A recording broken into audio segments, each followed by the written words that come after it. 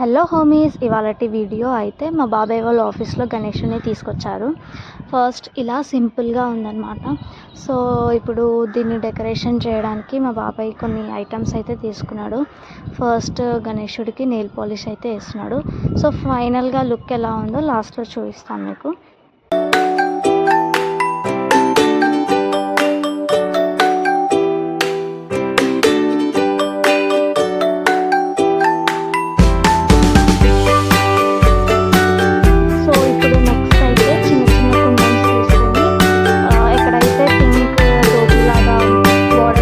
అక్కడ సైడ్ అయితే కుందన్స్ అయితే పెట్టేస్తున్నారు.